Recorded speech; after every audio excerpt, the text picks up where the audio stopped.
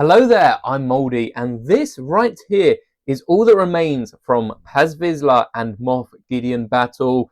We'll even add the battle pack in there for that matter, because last Saturday I went live here on the channel building this Mandalorian ambush battle, I think we called it. And one of the cool things about this MOC is not only the fact that it keeps the same door closing mechanism to trap Paz, leaving him to the Praetorians, and to protect, more importantly, the rest of the covert. But it also gives the Mandalorians much more space, not only to display a lot more minifigures, which we will be adding in just a second, but I also think this reminds me a lot more of this here Tantive boarding, which again, I have modified to be a diorama. But I'd really have liked this playset to have more space for play rather than trying to make it a diorama wall almost, which reminds me of the Sonic Lego Ideas set. But whilst we're on the topic of live streams, be sure to head over to the live tab right now and hit that notify button for this week's live stream, where we'll be building the Onyx Cinder and talking about the Skeleton Crew finale, which is going to be out this week, and I cannot wait to see how they wrap up the series. Included in the minifigures we're adding to this display are my free customs, and I know Ragnar Vizsla isn't exactly shown to be in this scene, but I'm sure they didn't leave anyone behind. So let's get out all of our other Mandalorians and see what we can make with this set. To try and speed this up a little bit, I'm going to assume you've already seen my custom Mandalorians. So I'm only going to show official LEGO minifigures that didn't come in any of the three sets, including the battle pack, the Moff versus Paz battle, and also the advent calendar where we got that extra Praetorian. And the first minifigure that has to be included in this scene is the Mandalorian himself, Din Djarin. We couldn't have any sort of Mandalorian battle or ambush without Din, who is the main character of the show, no matter how many times it cuts away to any of the other Mandalorians, like that one scene we got of just Boba Fett. But Mando hasn't been able to do this alone, as I feel like if it weren't for Grogu, Mando wouldn't stand a chance against half the enemies he's come up against. And for this iteration of Grogu, we do have the IG-12, which is using IG-11's body, and it's quite an easy modification I've made to the front of this torso. I'm sure you can see all of the pieces and make it yourself if you want. But we also have a few other popular Mandalorians. Of course, we've got the Armorer, and I've actually got the old Paz Vizsla minifigure. We're not going to be using the full minifigure, I am going to be taking the legs for that crotch printing, as the new minifigure is lacking. We've then got to try and fill out the herd a little bit, the 4 Mandalorians from the original Mandalorian battle pack, which I feel is a solid Mandalorian battle pack. If you wanted to build your covert, you could switch up the 3 elements for each of these minifigures.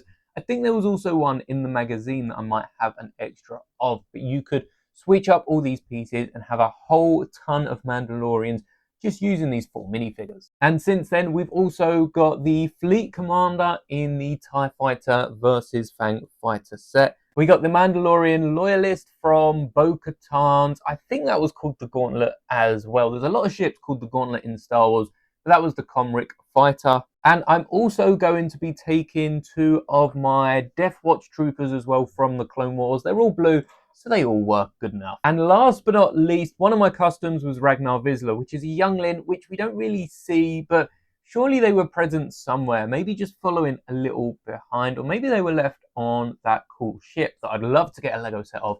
Either way, I'm going to add another one so that Ragnar is not alone, and this custom has just been made with a Death Watch torso, sand blue arms, some gloves over the hands, and then I've used Mandalorian's helmet. And that's going to be all the minifigures we're trying to cram into this tight space behind the door. I actually am really liking this new way of recording, because you get to see so much detail in these MOCs and still get to see my face. Now that's a win-win. But as you can see on the, I guess we can call this the Imperial side, as opposed to being the Mandalorian side where the rest remain, we've got Moff Gideon just down here in the gap, and this is more just display. There's no real feature to this. We could have added that new element that allows them to float. In fact, let me get the piece. That's why it's handy to keep all of the pieces from the sets that you're building MOCs with until you know they won't be needed. So I could have organized it a bit better.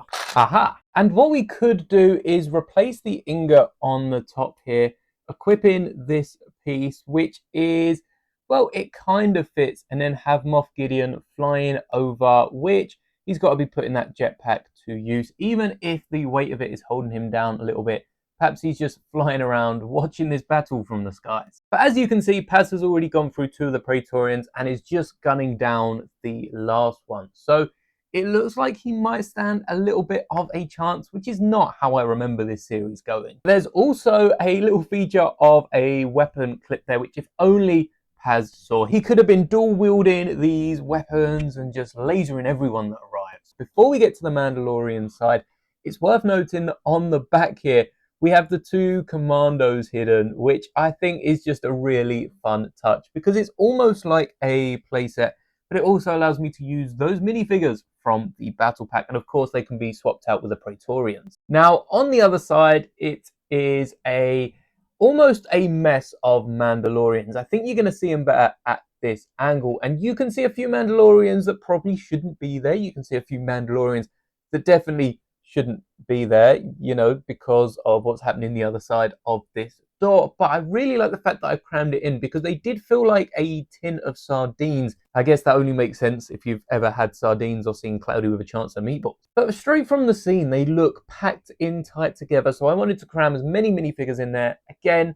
Mandalorian, Grogu, I don't think I remember them from the scene. But this has all been achieved with the space that we've got here. Even as crammed as they are, in fact, they'd have to be a little tighter together. We can only get 3 in the original set, and the battle pack doesn't clip behind. Perhaps that would be what I would prefer. The battle pack clip in front or behind the door rather than off to the side. But there was so much chance of making this into a great set. Hopefully the Tantive isn't the only set of its kind. I think that and Dark Trooper Attack did have a few Technic clips towards the bottom. Specifically the Tantive, I know, definitely had some Technic bricks at the bottom, so it'd be cool if that would connect.